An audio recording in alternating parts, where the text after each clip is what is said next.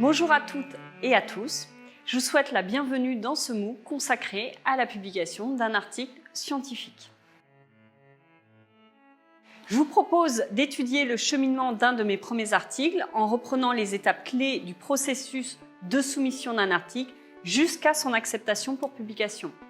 Dans notre présentation, nous mettrons l'accent sur les éléments saillants qui ont nécessité des modifications, des améliorations entre les différentes versions de mon article, depuis la première trame envoyée, le premier brouillon rédactionnel, jusqu'à sa publication.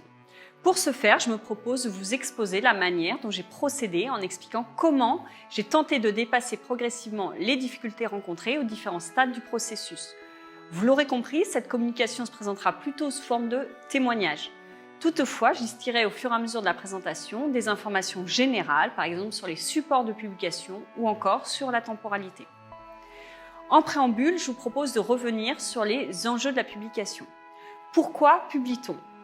En tant que jeune chercheur dans la fonction ou apprenti chercheur, un des premiers objectifs est de valoriser le travail mené afin qu'il serve à la communauté scientifique. L'enjeu est de faire avancer, même modestement, les connaissances sur le sujet traité.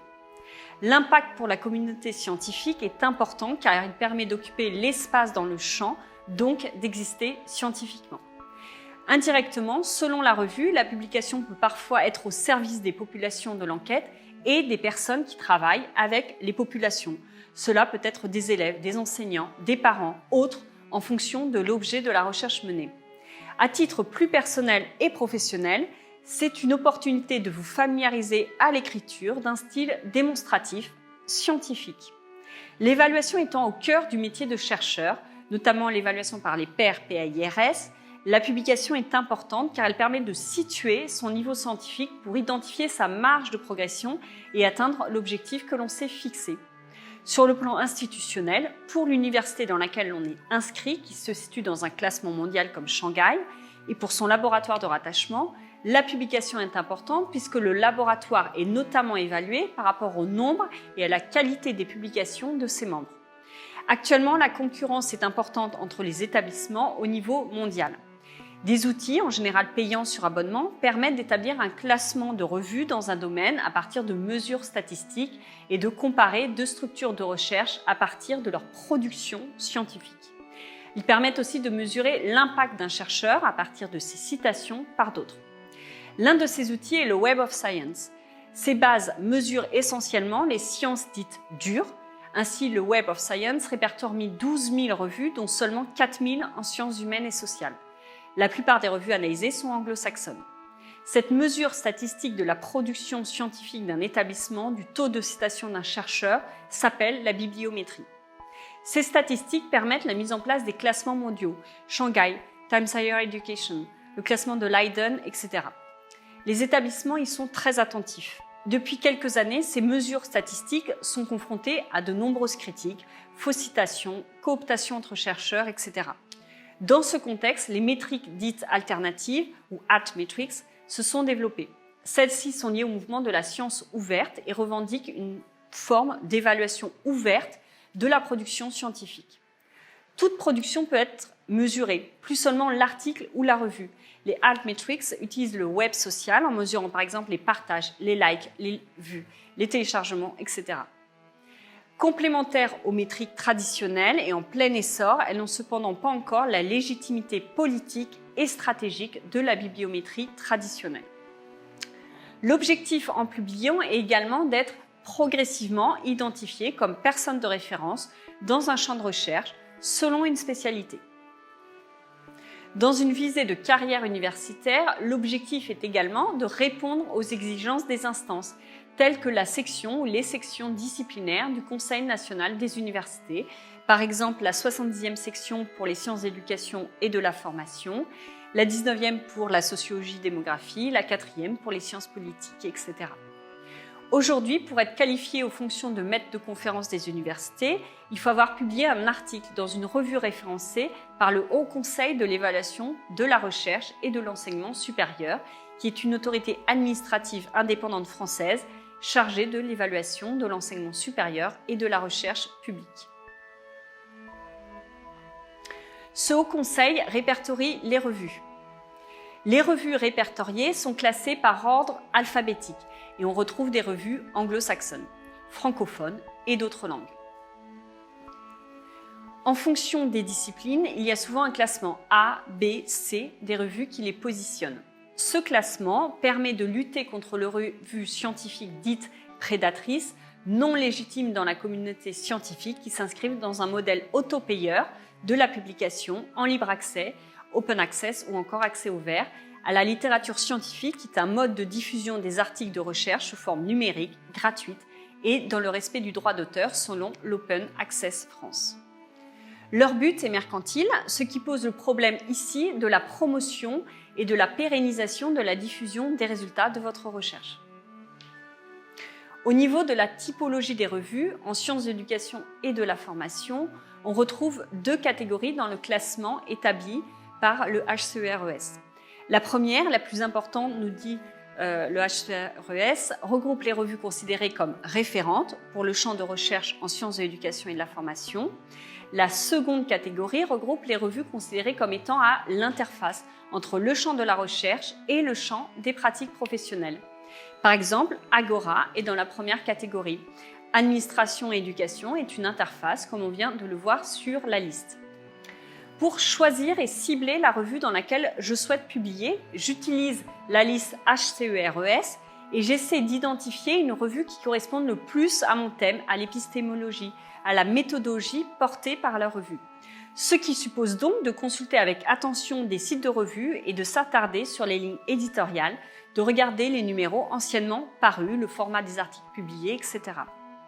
Si j'en reviens à mon expérience, dès que j'ai identifié la revue Éducation et Socialisation, qui appartient à la première catégorie, c'est-à-dire référencée mais non interface, j'ai immédiatement cherché à m'assurer que l'article que j'envisageais de soumettre correspondait bien à la ligne éditoriale de la revue. Des éléments trouvés sur le site de la revue nous ont été utiles pour la soumission de notre proposition d'article. Le contact de la revue, la procédure de soumission des articles et les normes y afférentes, le format attendu, etc. Le processus éditorial, la politique de publication en ce qui concerne la diffusion, le processus d'évaluation et les délais de publication, etc. J'ai donc décidé, avant de soumettre l'intégralité de l'article, de proposer un résumé. Vous voyez apparaître le mail de contact avec le secrétariat de rédaction. Dans mon message, j'ai indiqué la rubrique Varia, c'est-à-dire un article hors dossier thématique. La soumission du résumé permet de vérifier qu'au-delà du thème de l'article, l'approche notamment méthodologique correspond bien à la ligne éditoriale de la revue, en vue de savoir si je dois proposer mon article à une autre revue ou si je dois d'emblée procéder à des ajustements, des remaniements par rapport au contenu proposé avant même d'envoyer l'article complet. Le résumé fait apparaître l'objectif général de l'article ainsi que la méthode, le lieu de l'enquête. Il doit également susciter l'intérêt de la revue en mettant en avant l'originalité ou l'aspect innovant de la démarche et permettre au lecteur de se projeter sur les éléments de discussion et les conclusions de l'article. À la suite de l'envoi du résumé, généralement, et cela a été le cas ici, la revue accuse réception du résumé. Le rédacteur ou souvent le secrétariat de rédaction indique qu'il soumet la proposition au comité de rédaction. Ici, l'avis a été favorable. L'article dans sa version intégrale a donc été soumis en temps utile à l'expertise du comité de lecture. Dans notre cas pratique, dans l'échange de correspondance, comme vous pouvez le voir, des échéances m'ont été communiquées concernant la remise de la version finale de l'article. L'échange de correspondance a eu lieu en décembre 2013. L'article en version intégrale devait être remis un peu plus de 4 mois après, c'est-à-dire en avril 2014. Quelques jours après, j'ai reçu un message du rédacteur en chef m'indiquant, je le cite, « Le comité de rédaction a jugé recevable votre proposition d'article eu égard à notre ligne éditoriale. On m'a de nouveau indiqué que mon article devait être remis pour avril 2014 en vue de la soumission à 2 experts pour une relecture à l'aveugle. On m'a bien précisé de respecter la rubrique « Recommandations aux auteurs », rubrique où figurent les normes à respecter, nombre de signes, les exigences typographiques, etc. que l'on a évoquées tout à l'heure. À l'époque, je m'étais trompée sur les normes de la revue en envoyant un article beaucoup trop long. L'avantage maintenant, c'est que je redouble de vigilance sur cet aspect avant d'envoyer ma proposition d'article. En effet, si la bibliographie n'est pas aux normes, si l'article dépasse les 30 000 signes espace compris, et comme on a souvent tendance à regarder ce qui nous arrange, à savoir en mettre plus que ce qu'il est possible, on se retrouve à faire un travail après qu'on aurait pu et dû faire avant, à savoir synthétiser l'article.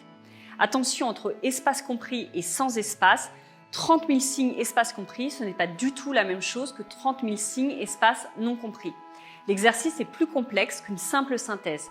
Il ne s'agit pas d'une simple réduction, on se retrouve à repenser l'objet de l'article présenté, sa structuration, etc., etc.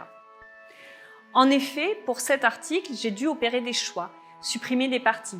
C'est extrêmement frustrant sur le moment, mais quand on y réfléchit bien, cela présente plutôt un avantage qui est celui de pouvoir détailler certaines parties, les expliciter, entrer en profondeur. Être limité sur le nombre de signes et ne pas pouvoir tout dire permet de limiter le risque de soumettre un article trop superficiel qui balaie un peu tout, par exemple trop de notions, trop de thèmes, etc., mais sans fournir suffisamment de détails au lecteur pour lequel on écrit. Cela me paraît d'autant plus important que les personnes qui lisent nos articles ne sont pas nécessairement spécialistes de notre sujet. Détailler, c'est aussi une manière de rendre intelligible, cohérent, centrer l'article. L'autre avantage que je vois à ne pas tout dire dans un seul article, c'est que plutôt que de présenter un article, on peut en présenter deux. Après avoir soumis l'article, j'ai donc reçu les rapports des deux experts par l'intermédiaire du secrétariat de la revue. À ce moment-là, on nous informait que la nouvelle version de l'article devait arriver 2 mois après, ce qui peut sembler à première vue un délai assez court, surtout à la lecture des rapports où on se dit qu'il faut tout recommencer. En réalité, en reprenant point par point, on se rend compte que tout n'est pas à reprendre, même si les demandes de modification sont majeures. Au-delà des remarques que l'on découvre, il y a souvent certaines remarques ou critiques qui sont formulées et que l'on pressentait avant même l'envoi de l'article. Par exemple, je sentais bien en rédigeant que mon propos était trop éclaté et que je voulais en dire beaucoup sans entrer suffisamment dans le détail. Au niveau du contenu de la grille d'évaluation, assez classiquement, on retrouve un avis général, soit accepté sans modification, soit accepté avec des modifications mineures, soit accepté avec des modifications majeures, soit un avis réservé ou encore refusé. On constate qu'il existe plusieurs items de fond et de forme avec des indicateurs. Sur le fond, au niveau de l'aspect scientifique, on retrouve les indicateurs suivants: la présentation suffisante et synthétique des enjeux et du contexte de la recherche, l'adéquation entre les outils de recherche, la méthode, le questionnement, la pertinence des résultats, l'importance de la contribution par rapport à la discipline, la nouveauté ou la pertinence de la problématique, la bibliographie pertinente et suffisante. Sur la forme, la rédaction, la présentation, vous pourrez lire les indicateurs suivants: la pertinence de la formulation du titre, la lisibilité, la clarté du plan, la structure et la logique d'écriture, la conformité orthographique et syntaxique, la pertinence des graphiques et des schémas ou encore le respect des normes de la revue avec les normes orthotypographiques, le nombre de signes, le résumé, les mots-clés en français et en anglais. Toutes les revues ont à peu près la même typologie de grille d'évaluation. Les évaluateurs, qui sont souvent des spécialistes du domaine, du thème, sont des personnes expérimentées dans la publication. On retrouve des chercheurs, des docteurs, des enseignants-chercheurs, des personnes qui ont parfois une double casquette, des professionnels institutionnels, par exemple, qui ont un doctorat. À titre illustratif, on peut citer les inspecteurs d'éducation nationale si le thème de votre article porte sur une dimension institutionnelle forte de l'école.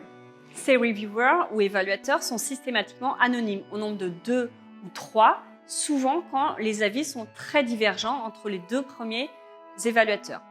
Dans le cas précis qui nous intéresse, vous avez pu constater que la première proposition d'article a été acceptée sous réserve de modification. Pour ce qui concerne mes publications, il s'agit à ce jour du cas le plus fréquent. Sur la 12aine d'articles que j'ai rédigés et qui ont été publiés par des revues référencées non interface, je n'ai aucun exemple où mes premières propositions aient été acceptées en l'état. Donc pas de panique, une acceptation sous réserve de modification est plutôt à vivre comme une bonne nouvelle. D'autant qu'à l'inverse de ce que je viens de vous dire, je n'ai pas d'exemple personnel d'article dont une revue aurait accepté une première proposition sous réserve et qui aurait in fine été refusée. Donc en s'attachant à reprendre sérieusement point par point les remarques et demandes d'évolution des évaluateurs, les chances de parvenir à une publication sont plutôt très encourageantes. Il faut avoir à l'esprit que la durée qui s'écoule entre une première soumission et une acceptation définitive est très variable, selon mes expériences de 4 à 6 mois environ, mais pouvant durer beaucoup plus longtemps.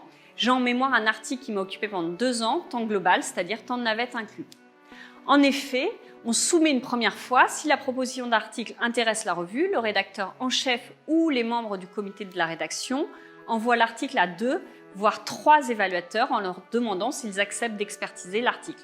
Souvent, ils envoient un résumé anonymisé. Si les évaluateurs acceptent, la revue envoie généralement l'article complet anonymisé et la grille d'évaluation. La plupart des revues demandent que l'article soit expertisé sous 1 mois, mais il y arrive qu'il y ait du retard compte tenu des nombreuses activités des personnes sollicitées qui ont elles-mêmes de nombreuses obligations et échéances à respecter. Là, il y a souvent 1 ou 2 allers-retours entre les évaluateurs et l'auteur ou les auteurs par l'intermédiaire des membres de la revue. Ce qui vient pimenter l'exercice, c'est que les évaluateurs peuvent émettre des avis divergents qui peuvent parfois donner le sentiment d'être contradictoires. Dans le cas de l'article qui m'avait occupé pendant 2 ans, ma première soumission a été évaluée par 3 personnes et j'ai reçu un avis très favorable, un avis favorable si des modifications substantielles étaient apportées et un avis défavorable. Dans ce type de cas de figure, chacun est libre de développer sa propre stratégie, mais dans ce cas précis, j'ai choisi de me concentrer sur l'évaluateur, l'évaluatrice qui avait émis un avis médian, tout en prenant en compte les remarques de l'évaluateur négatif, mais sans réécrire tout l'article comme ce dernier l'aurait souhaité, car cela m'aurait fait courir le risque de dégrader l'avis très favorable du premier évaluateur. Si l'on essaye d'analyser les points clés généraux qui sont reprochés à cette première soumission, on peut noter que l'article traite trop de sujets ou de thèmes en même temps et par voie de conséquence les survole, que l'argumentation est jugée insuffisante. Je fais une parenthèse pour indiquer que ce point est majeur et que le style d'écriture à adopter pour un article doit être démonstratif et argumentatif, comme nous l'avons déjà évoqué. Les relecteurs indiquent ici les points majeurs à retravailler de manière concrète. Il s'agit des points qui vont devoir faire l'objet d'une réécriture. Les commentaires détaillés sont indiqués en dessous des indicateurs d'évaluation. Vous en avez un exemple précis dans cette diapositive pour ce qui concerne la forme. À présent, si je reprends les remarques et critiques constructives, on m'a demandé de clarifier la problématique en précisant l'objet de la recherche, ce que j'ai fait de manière très explicite et directe. Sur le plan méthodologique, on m'a demandé l'ajout des guides d'entretien. Les joindre à l'article en annexe permet de valoriser les outils de la recherche conduite. Les grilles d'analyse peuvent aussi figurer, ce qui permet au lecteur de découvrir les outils de traitement des données et donc les différentes étapes de la recherche. Les guides d'entretien apportent aussi un côté vivant à la recherche car ils matérialisent la relation. Les guides présents sur votre écran font apparaître le sujet général, mentionnent un principe éthique de base à la recherche, à savoir le respect de l'anonymat. Ils sont construits sur le principe premièrement de questions principales et deuxièmement de relance d'approfondissement. Les questions plus personnelles figurent à la fin. Bien entendu, il y a un décalage entre ce qui peut sembler un peu figé sur le papier et le réel contenu de l'échange. Lors de l'entretien, les questions n'ont pas forcément été posées de cette façon, mais comme son nom l'indique, c'est un guide. Voulant comprendre les processus en œuvre relativement au TIS, nous avons insisté sur les formulations débutant par « comment ». Autre décalage entre l'écrit et l'oral, nous avons précisé à l'oral que la transcription des entretiens serait détruite de façon sécurisée dès le traitement des données faites. Pour ce qui concerne le renforcement de l'argumentation, j'ai donc ajouté une définition des TIS. J'ai expliqué l'abréviation TIS. Nous avons ajouté une partie sur les outils et produits numériques pouvant être utilisés et recouverts par l'abréviation TIS. Nous les avons décrits et en particulier dans le contexte de la recherche, c'est-à-dire par les enfants hospitalisés et sujets de l'étude. Nous avons indiqué qu'il s'agissait d'ordinateurs, de smartphones, etc. Dans quelle proportion et pour quel type d'usage, jeux, réseaux sociaux, cours sur Internet, visioconférences, etc. La notion d'humanisation a été explicitée non pas à la fin de l'article mais dès le début et le niveau de définition et de détail fourni a été adapté au fur et à mesure de la présentation. Pour contrer la remarque faite sur l'imprécision et le survol des thèmes abordés, nous avons procédé à une synthèse des interviews dans une partie résultats pour ensuite en avoir une analyse. Pour apporter des connaissances nouvelles, pertinentes, nous avons sélectionné les résultats présentés et nous les avons approfondis pour éviter de rester sur des conclusions trop générales et peu convaincantes. Pour cela, nous avons mobilisé des éléments d'analyse descriptive, ce que l'on voit avec les proportions, d'analyse interprétative et une illustration avec des citations.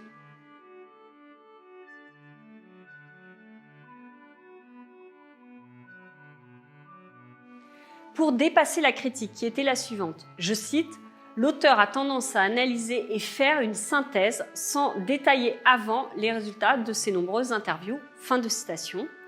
Nous avons détaillé les résultats des entretiens en ajoutant des citations.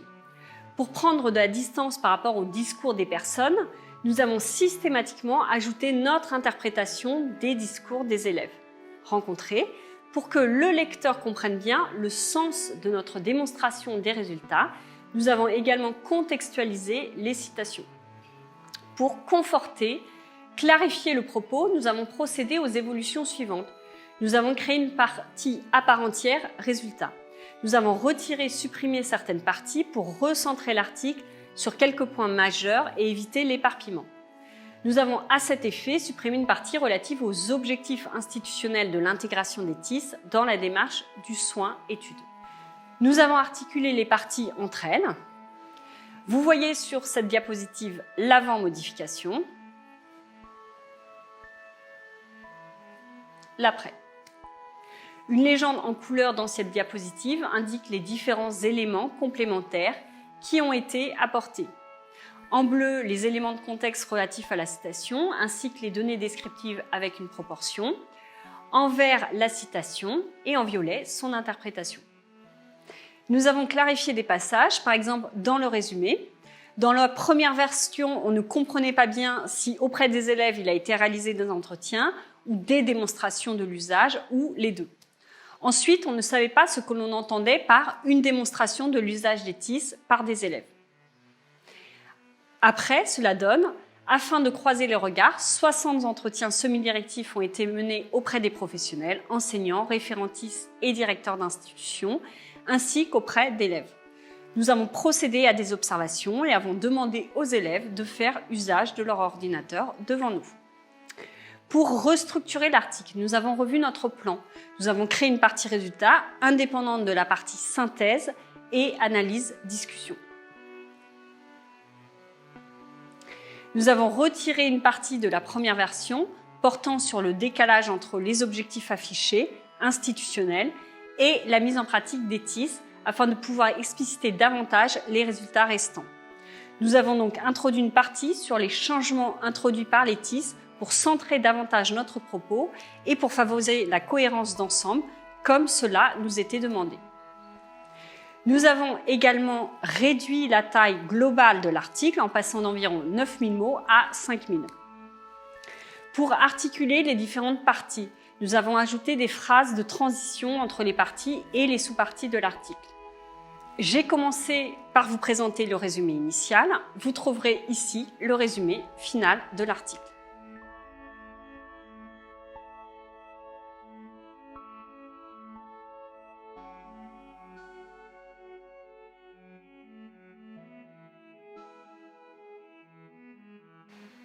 Une fois l'article accepté, votre article sera publié en fonction du calendrier éditorial de la revue, du numéro thématique dans lequel il paraîtra. Le travail éditorial de coordination, de régulation que l'on ne voit pas en tant qu'auteur est très conséquent, d'où des délais de publication qui peuvent sembler excessifs, en moyenne 1, voire même 2, 3 ans. Si vous souhaitez revenir sur certains points, il vous suffira de repérer la diapositive. Pour conclure, j'espère que cette présentation sera reçue comme un encouragement à votre projet de publication, ou plutôt à vos multiples projets de publication, sachant que l'acte de publier est un aboutissement très gratifiant pour vous-même. Je vous remercie pour votre attention.